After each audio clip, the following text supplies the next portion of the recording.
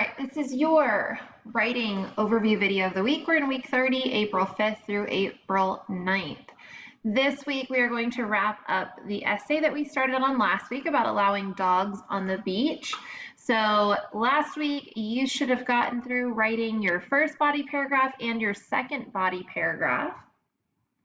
So let's take a look. We have here our essential questions. So again, this week focusing on how writers read, plan, and write an essay that includes evidence and elaboration that supports an opinion. Here is the article in case for some reason you need it, and let's go into Monday.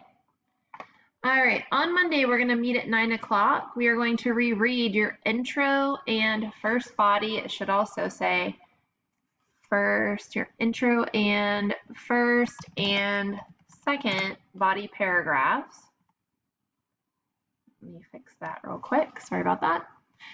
On Tuesday, we're going to meet at 9 o'clock. We're going to revisit and review some of the work you guys have done in writing.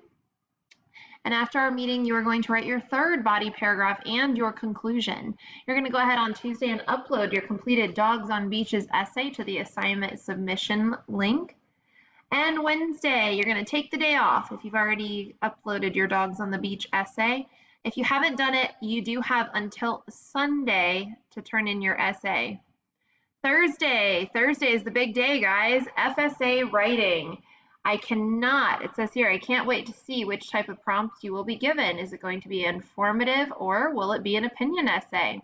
We will not have any writing assignments today. We will also not have any writing on Friday. So celebrate all of your hard work. If you have any questions about this week in writing, please let me know.